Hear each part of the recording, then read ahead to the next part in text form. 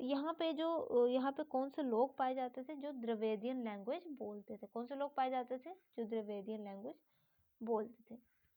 उसके बाद हमने सतवाना किंगडम्स के बारे में डिस्कस किया कि जो सतवाना किंगडम थी, ठीक है ना, ये थी सबसे इम्पोर्टेंट जो सक्सेसर हुए हैं मौर्यन एम्पायर के बाद, मौर्यस के डिक्लाइन के बाद जो सबसे इम्पोर्टेंट सक्सेसर हुए हैं वो थे सतवानास। और सतवानास जो थे ये कहाँ पाए जाते थे? डेक्कन में और सेंट्रल इंडिया में थे, ठीक है। और इनको अंधराज भी बोला जाता था। इन्होंने क्या किया? इन्होंने इंडिया में ट्रेड और कॉमर्स को बढ़ाया, ठीक है। इस वजह से क्या हुआ कि उनके रूल के अंडर जो हमारी कंट्री थी उसने वो बहुत ज़्यादा प्रॉस्परस हो गई, ठीक है। तो सतवाना किंग, जो मोस्ट फेमस सतवाना किंग थे वो कौन थे? गौतमी पुत्र सतकर्णी, ठीक है। इनकी बर्थ कब हुई थी? 106 सीई में, और इनकी डेथ हुई थी 130 सीई में। और इनको क्या बोला जाता था? इनको बोला जाता था लॉर्ड ऑफ दक्षिण पथ। क्या बोला जाता था इनको? लॉर्ड ऑफ दक्षिण पथ, ठीक है। दक्षिण पथ का इनको क्या बोला जाता था? लॉर्ड बोला जाता था, ठीक है। इनके राजा बनने से पहले क्या था? जो सतवाना किंगडम थी उस पे किसका था? साकाज अपना रूल कर रहे थे। तो साकाज ने क्या किया था? सतवानास को नासिक और वेस्टर्न इंडिया से क्या कर दिया था? दूर कर दिया था।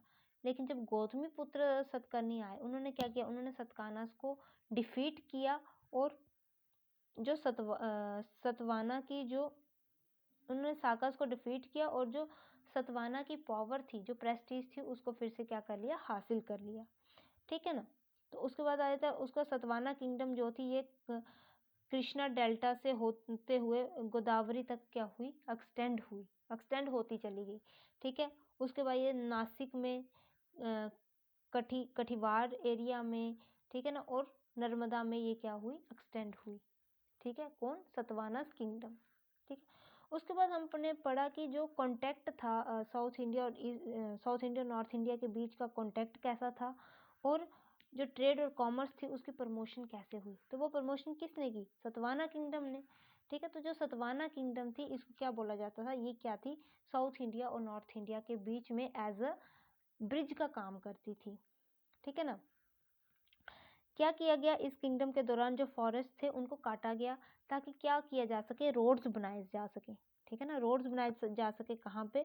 नॉर्दर्न डेक्कन में, गोदावरी और कृष्णा वैलीज में रोड्स बनाए जा सके। और जब रोड बनाए गए उससे क्या हुआ? ट्रैवल करना बहुत आसान हो गया। और जब ट्रैवल करना आसान हो गया तो ट्रेड को और ज़्यादा क्या हुआ? बढ़ावा मिला, ठीक है ना। और जब यहाँ पे रोड्स बन गए, ट्रेड ज़्यादा हो गया, तो उसके साथ साथ तो क्या हुआ? यहाँ पे इन एरियाज में कुछ नए टाउन्स भी एस्टेब्लिश हो गए। नए टाउन्स क्यों एस्टेब्लिश हुए? क्योंकि लोग जो थे वह ट्रेड करने के लिए इन एरियाज में आने लगे। इन एरियाज में आने के बाद वो यहीं पर रहने लगे। तो इस तरह से क्या हुआ कि यहाँ पे नए नए टाउन्स जो थे वो भी बन गए, ठीक है ना। और बहुत सारे टाउन्स जो थे और कहाँ पे बने? वो बने नासिक के आसपास भी बहुत सारे नए टाउन्स बने, क्योंकि वो भी क्या था? वहाँ पे भी ट्रेड अच्छा था। गोदावरी डेल्टा के पास भी बहुत सारे टाउन्स बने, और मुंबई के अराउंड भी बहुत सारे टाउन्स बने, ठीक है।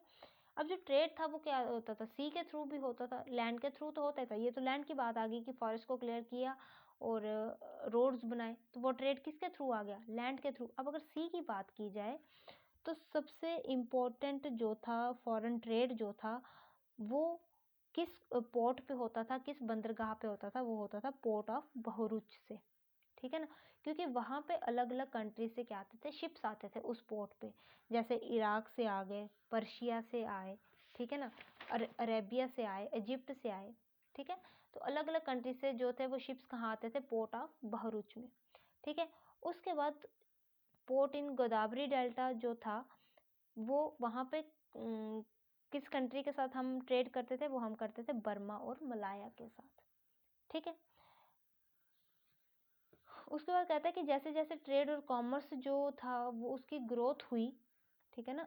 पूरे किंगडम में जैसे जैसे ट्रेड और कॉमर्स की ग्रोथ हुई तो उससे क्या हुआ, जितने भी टाउन्स थे किंगडम में उनकी भी क्या हुई, उनकी जो प्रॉस्पेरिटी थी वो और ज़्यादा बढ़ गई, वो और ज़्यादा प्रॉस्परस करने स्टार्ट हो गए, ठीक है, due to the trade and commerce. ठीक है, so this is all about the Satavahanas, Sangam literature, ठीक है, and kingdoms of the Deccan. ठीक है, ओके, थैंक यू।